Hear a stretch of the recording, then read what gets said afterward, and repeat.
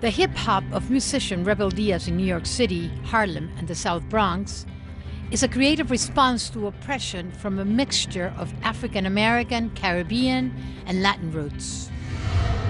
Real USA Today offers an exclusive interview with documentary filmmaker Kevin Peña, who talks about racism and police brutality in the troubled city of Oakland and California. The Republican-controlled state legislature in Arizona passed a bill restricting the rights of the LGBT communities based on religious grounds. In February, the bill was vetoed by Governor Jan Brewer, well known for anti-immigrant policies. Welcome to Real USA. I am Maria Lourdes Palais, reporting from the Smithsonian Museum in Washington, D.C. The Smithsonian is one of the world's largest museums.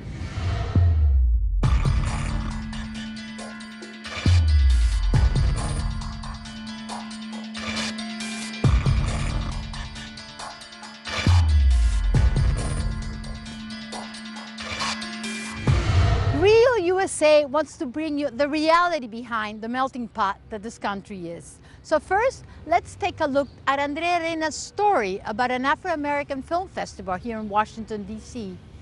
The festival was an amazing success here, to the surprise of their organizers. Let's take a look.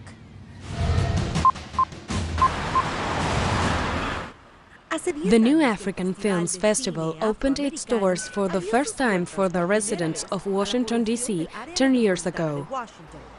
Back then, Mawisa Montali, Director of Public Relations of the NGO Trans-Africa, could not have imagined the event that his organization helped to organize would be as popular as welcomed as it currently is, especially among African Americans. You can see that there's an interest. People are waiting to see the festival. Also, when we're picking the films, 10 years ago, there were fewer selections from the continent. Now there's so many. Happy Independence Day. One of the most acclaimed films this year was based on the second book written by Nigerian author Chimamanda Ngozi Adichie. Her first literary success, Half of a Yellow Sun, still captivates readers. In the historic novel, the author recalls the hardships of the characters that have been divided by the Biafra War, a civil war that took place in Nigeria in the 60s, in which various ethnic groups clashed in that African country, a past that few African Americans know, and the big screen helps them see reality.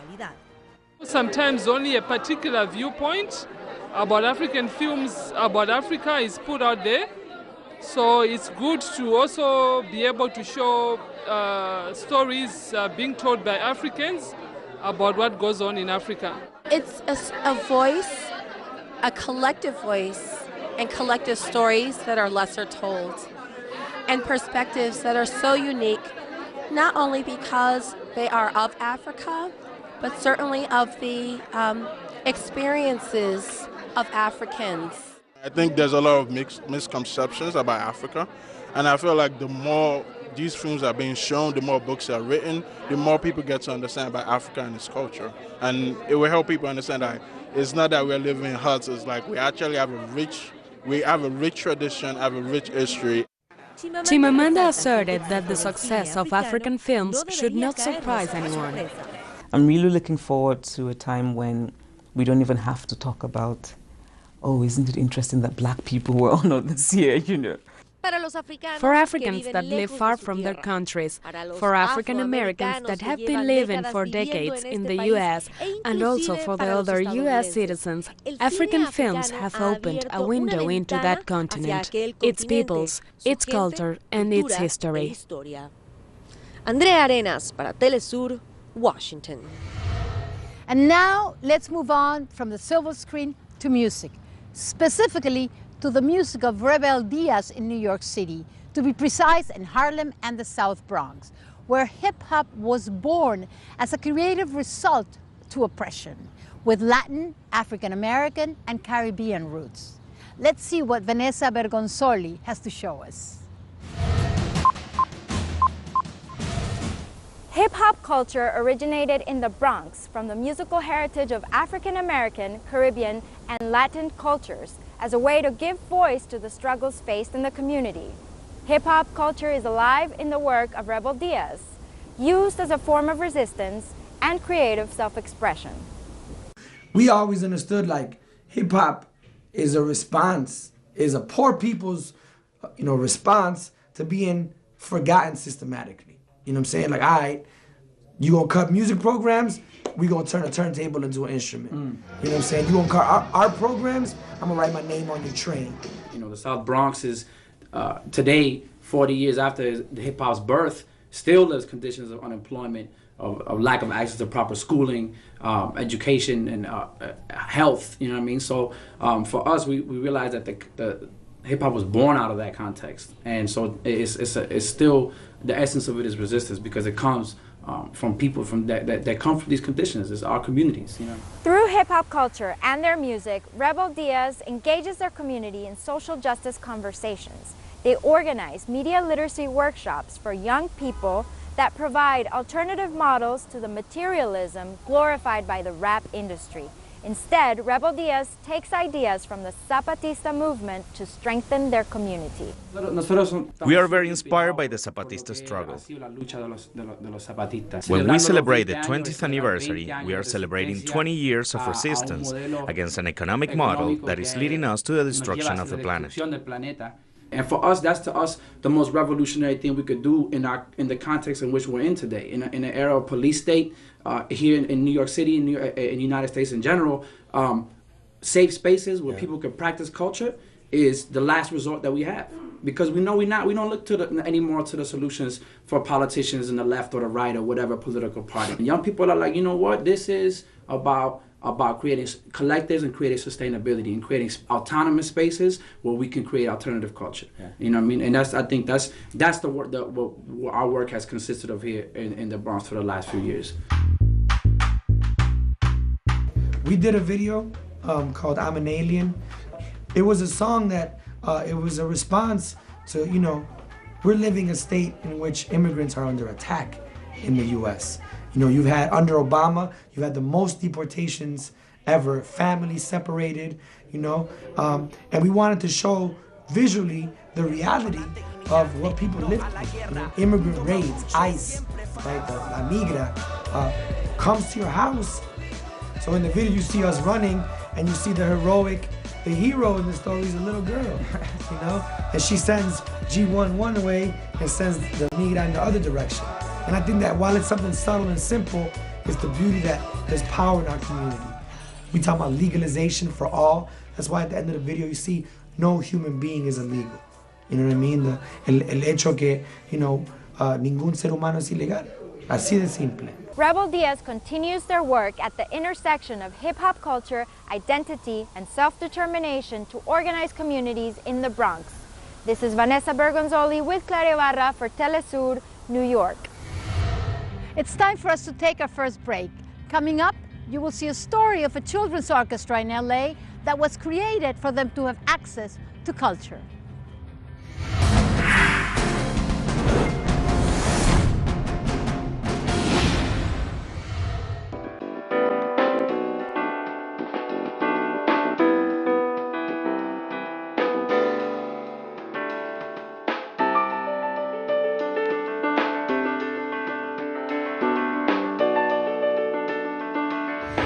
Moving on from urban music in the form of hip-hop to a community effort in Los Angeles designed to help children living in poverty in that area.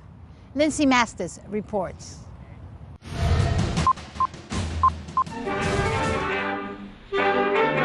The fact these kids are playing music at all is a miracle. Most of them live below the poverty line. Their parents can't afford to buy or rent instruments. They're part of a youth orchestra run by the Los Angeles Philharmonic. Their instruments were donated. The lessons are free. It's music that keeps these kids off the streets, away from gangs, and out of trouble. We have issues with gangs in our parks. We have issues of crime in our area. Many of our students live in one room with their entire family. And so really Yola Ola being this after-school program serves as a haven for a lot of our kids. It's a safe place for them to be. I was like a very mischievous kid. And I would like get in trouble a lot, and I think I would have continued to get in trouble at school. And I think with Yola, I found like this passion and love with music, and it just completely changed me. Raymond Chavez started playing clarinet a couple years ago and was able to travel with the LA Philharmonic to London to perform. It's the only time he's ever traveled. His younger brothers are also in the program. It changed me a lot because when I didn't have Yola, I had a lower grade. I want to go past college and get a diploma and be a professional trumpet player. The students rehearse together 5 days a week, and many of them practice every single day. But some of the students can't take their instruments home with them. April was one of those students. Ever since I was 9, I lived in a homeless shelter. So I never really got a chance to play at home. April and her mother moved around, jumping from shelter to shelter. This was the only constant in April's life. So she's had a focus and stability with this music program, and that's really, I think, made a tremendous difference. Conductor Gustavo Dudamel modeled the youth orchestra program after Venezuela's music education program called El Sistema. He works in solidarity with students from both countries. The Los Angeles-based program, which began in 2007, has had a profound impact on the lives of more than 500 at-risk youth. This is not only a musical program, a regular musical program where you learn music, to be a musician. So we start only to give an instrument, to give hope to the children who maybe never thought, to be a musician or to play an instrument. The program has not only kept these kids away from drugs and gangs, but has also inspired many of them to pursue music as a career. Lindsay Mastis for Telesur, Los Angeles. And now from Denver, we have a story about the important influence of Afro-American culture in Southern cuisine, where paradoxically, most chefs are white Anglo-Saxon. Mary McCarthy has the story.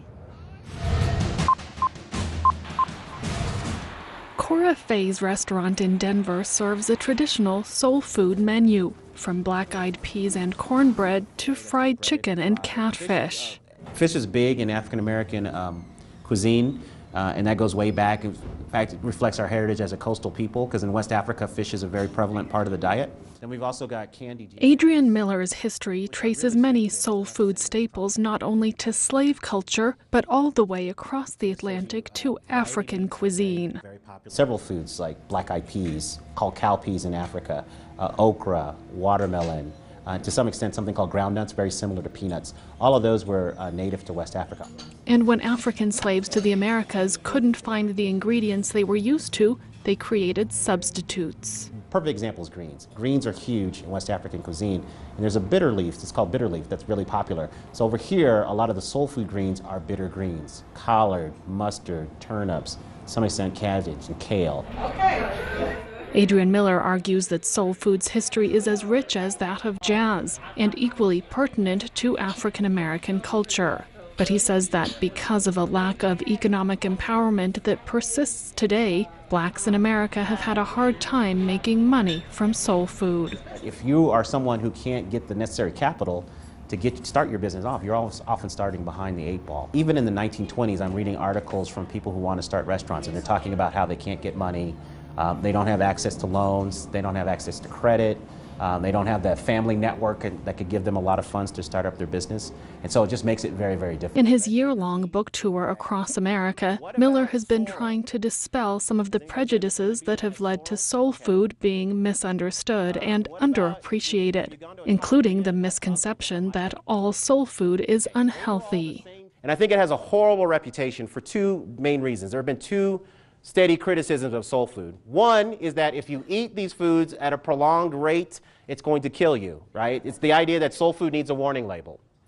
The second one is that soul food is slave food. It's the master's leftovers. Why are we celebrating these foods? It's not worthy of celebration. And so my book goes a long way into actually investigating those arguments and seeing if they hold up. Many of Miller's book signing events are combined with cooking demonstrations, teaching diverse audiences how to make dishes ranging from hibiscus tea to collard greens. The nationwide success and popularity of Adrian Miller's History of Soul Food has led to his next project, which is another chapter in the story of Blacks and American cuisine. He's writing a book about the long-esteemed history of Black chefs in the White House. Mary McCarthy for Telesur, Denver. It's time for a second break. We now move on to more controversial subjects: police abuses in Oakland, California, and the bill against homosexuals in Arizona.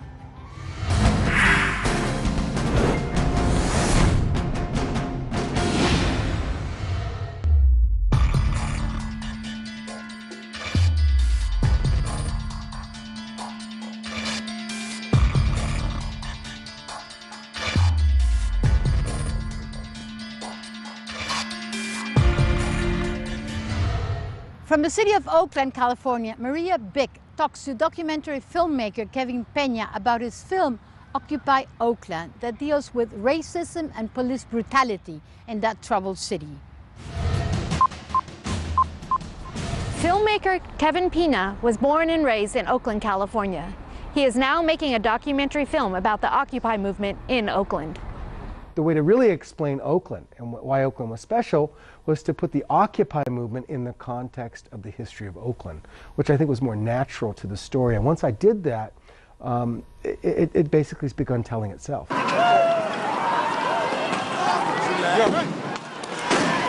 think probably one of the central issues has to be police brutality against the community, the black community in particular, and how there's been consistent racism, and how we've had a police department that's been out of control in Oakland for decades for black communities and black families that are trying to live there. Crime, violence, poverty, and drugs. Gang violence was up, not so much as a result of the gangs themselves, as much as it was this policy, again, of the police and the way that they were policing communities. And Oakland's been on the verge of of social unrest for the last decade at least, in a way that it had, not since the 60s and since the Black Panthers. So Occupy Oakland really exposed the role of the police in the community to a level and an extent publicly that people across the country never understood. But I think once you saw the flashbang grenades, all the tear gas, this brought the brutality of the Oakland Police Department to the forefront. There's been this history, and especially with it resonating from the time of the Black Panthers, of communities taking responsibility for taking care of their own, particularly when it comes to social services and in the black community.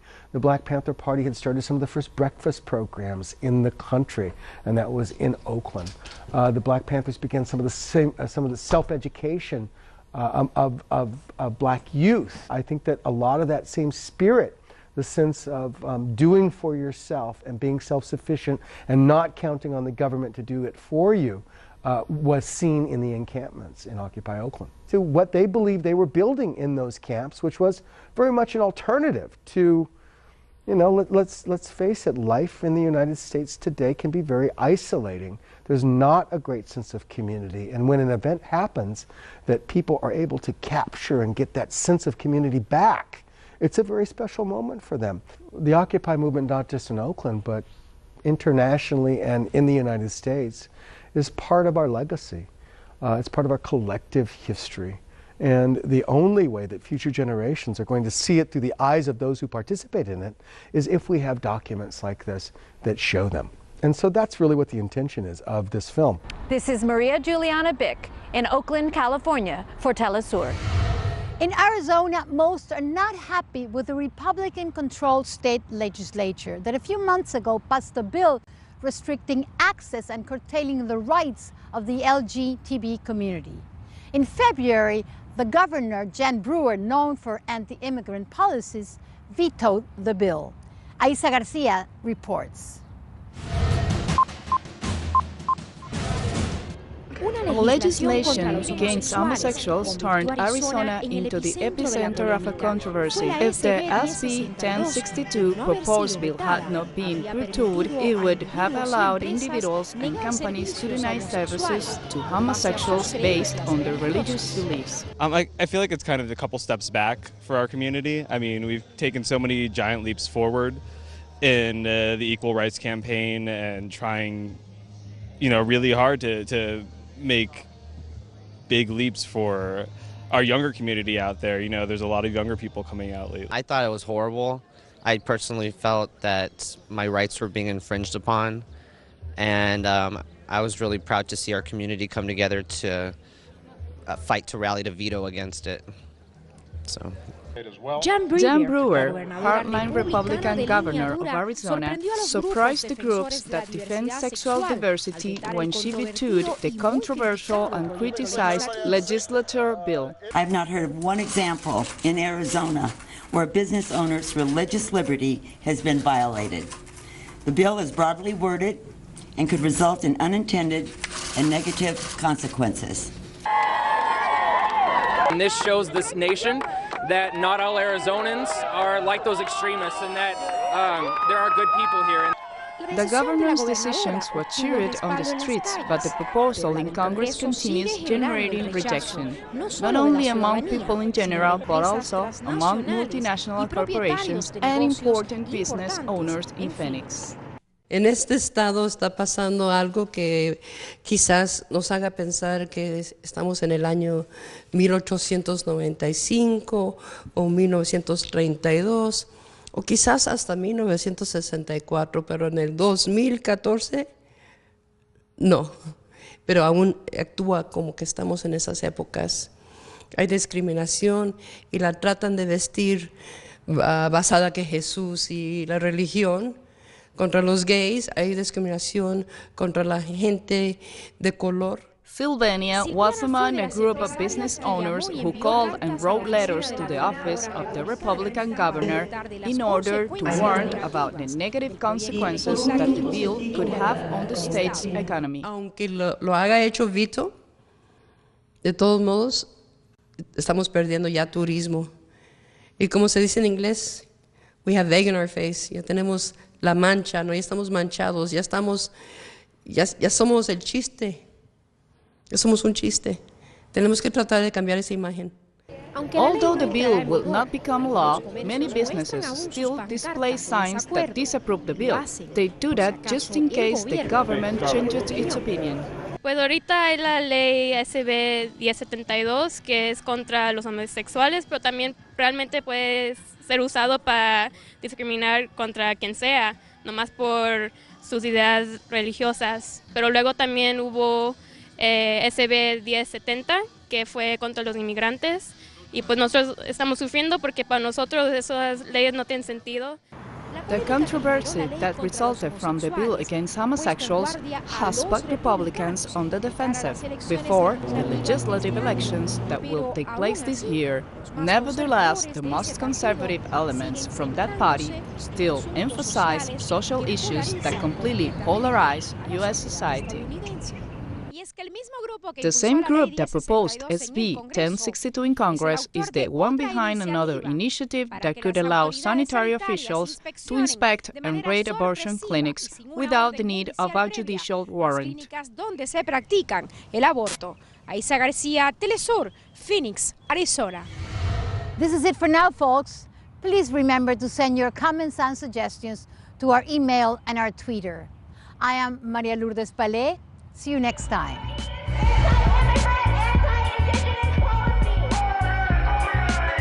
Let's go. Yup, I'm an alien from planet Chile, a Bolivarian galaxy that will be the illest. Welcome to my world, the people's universe. Let's have a conversation that'll make your soul search Earth. Mother, it feels good to say things that uplift the hood. For what it's worth, we've been here for a while. Follow the moon, take a walk for a mile in the shoes of the man that picked your fruit. I want access to schools, I don't want to join the troops. You came to my country, you brought the dictator. Gave him money and told him pay me later. So taste the tomato, whatever. The students, the farmers, working together. Pa'lante inmigrante, no a la guerra. Mundo mapuche, siempre, forever.